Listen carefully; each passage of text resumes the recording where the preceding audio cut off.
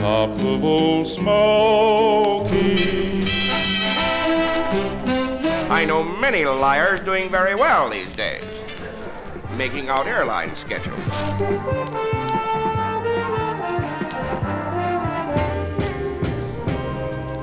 Mr. Bojangles, a date which will live in infamy.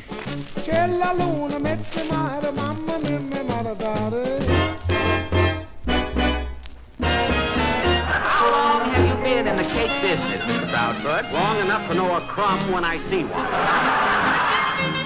Time now for Spinning My Dad's Final. Here with all his skips, scratches, and pops is my dad, Frank Vaccarello. Thanks, sweetie, and thank you for tuning into episode 126 of Spinning My Dad's Final.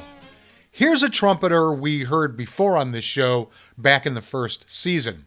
He's a lesser-known musician from that era, mostly because of some of the big names he played around. But he still had what's considered a very successful career. So, get ready to hear music listed as recorded at a New York City restaurant and nightclub, yet we hear no applause in Volume 126, Live, Jonah.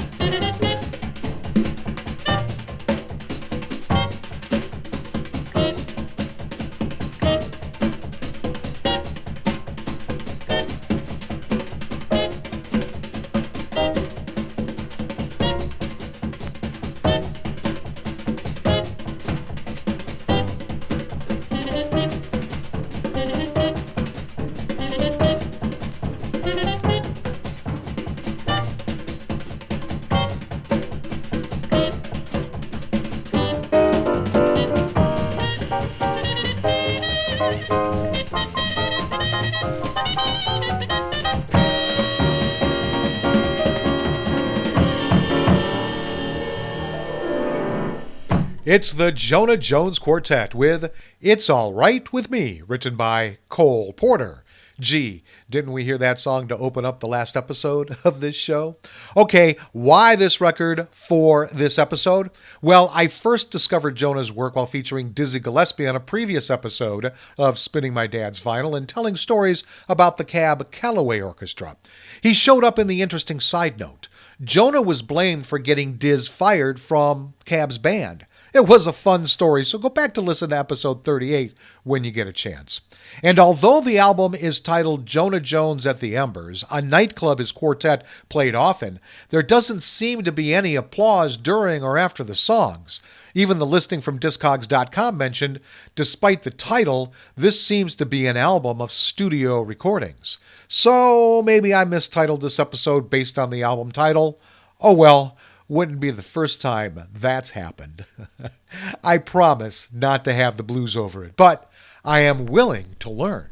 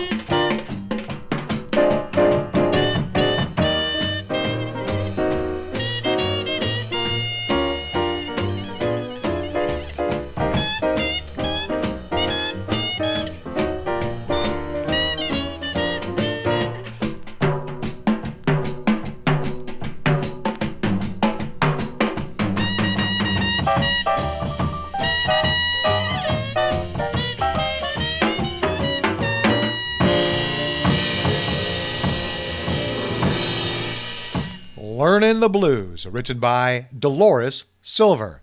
Okay, let me tell you about my dad's vinyl I have chosen for this episode.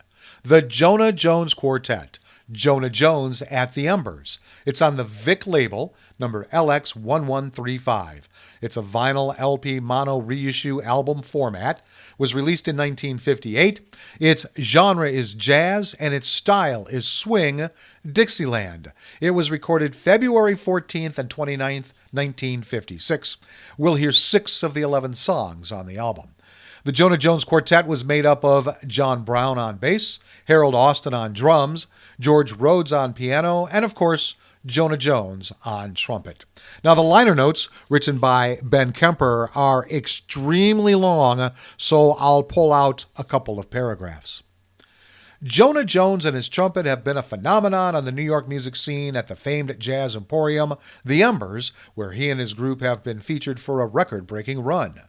The group went into the Embers on an off-day engagement. They ended up playing nightly for 14 weeks in a row, with return engagements scheduled for the next 5 years. Part of Jones's popularity with a Manhattan music camp stems from his Dixieland with a swing, part from his show music played with the beat, and part from his soft, muted trumpet technique, which champions a let-him-talk policy while providing a musically arresting background for listeners and talkers alike at the fabled Embers on New York's 54th Street East. Jonah prefers performing with a small group to anything he has ever done. It gives him a chance to swing, to play the subtle, sophisticated medleys and rousing jump-style tunes in the way that he likes best. After more than 2 decades of seasoning, Jonah's diversified background now has crystallized into the finally mellow and subtly shaded musical expression contained in this album. Jonah Jones at the Embers. Okay, let's see what prices this record is being sold at on Discogs.com. $14 for the highest, 95 cents for the lowest, for a $3.47 average and $2.25 median. It was last sold on March 19th, 2023 for 99 cents. Because of the various release versions of this album, it was difficult to pin down a price on Amazon or eBay, so we'll go with the Discogs.com value, and I'll explain about all the different versions coming up in this episode's interesting side note. My dad's record is in fair condition. There's some loud crackles here and there, but nothing that takes away from the enjoyment of the music. For the most part, I was really pleased how well this record has weathered the years. The cover, on the other hand, is in poor condition. A large slit along the spine will do that to a rating. Otherwise, the cover is actually fair. The cover still has a clean close-up image of Jones blowing away. There is no address label, but the green magic marker is on the back. So I'll value my dad's vinyl at 50 cents. And now, another popular Mercer number.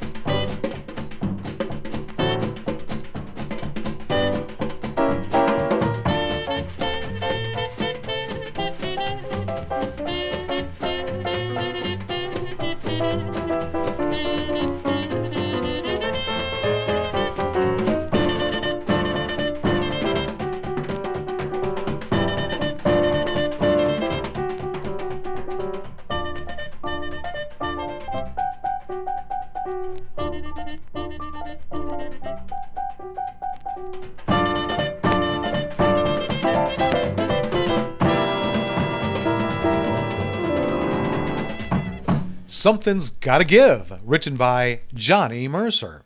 Okay, time now to learn a little more about this great trumpet player.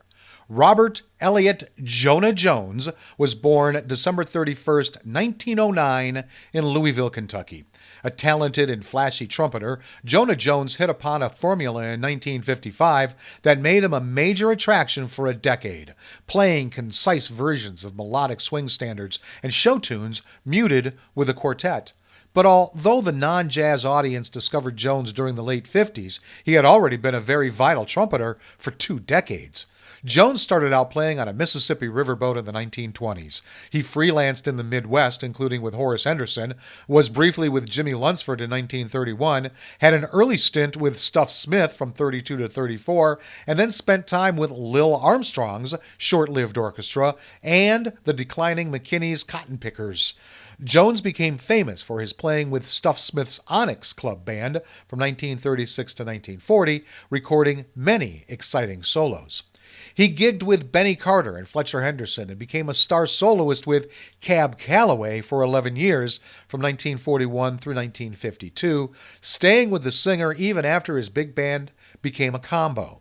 Jones played Dixieland with Earl Hines from 52 to 53, toured Europe in 1954, including a brilliant recording session with Sidney Bechet, and then led his quartet at the Embers in 1955, hitting upon his very successful formula. His shuffle version of On the Street Where You Live was the first of many hits, and he recorded a long series of popular albums for Capitol during 1957 through 1963, switching to Decca for a few more quartet albums in 1965 through 1967. Jonah recorded a fine date with Earl Hines for Chiaroscuro in 1972, and still played on an occasional basis in the 1980s and early 1990s. Shortly after he was inducted into the Big Band and Jazz Hall of Fame, Jonah Jones died April 30th, 2000 in New York City at the age of 90. Now a song that was written by more people than the rest of the songs on this episode put together.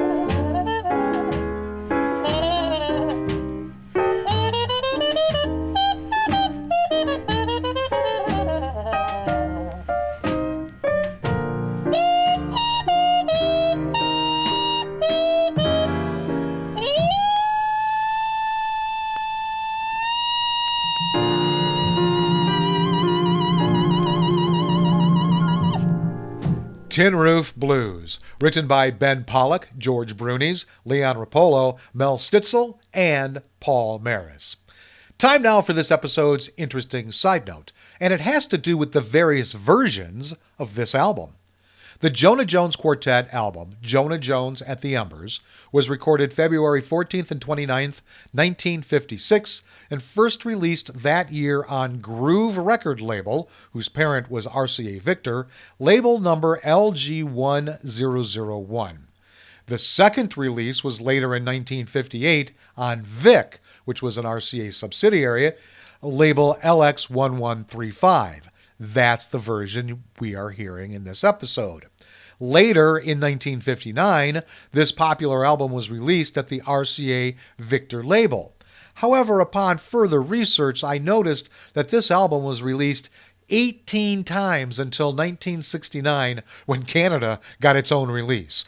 Not only was it released on Groove, Vic, and RCA Victor, but just RCA, RCA Camden, and Mosaic Records as well. It was released in France, Spain, Germany, and Brazil. And not all of them had the same cover art. In fact, a couple of versions didn't even mention it was recorded at the Embers in their titles, but all of the songs were in exactly the same order. There were 6 completely different covers offered with the different releases of this album. And no matter how hard I searched the internet, I just couldn't find the story of why they're trying to pass off a studio album as a live album. We may never know. So it's time to ramble on.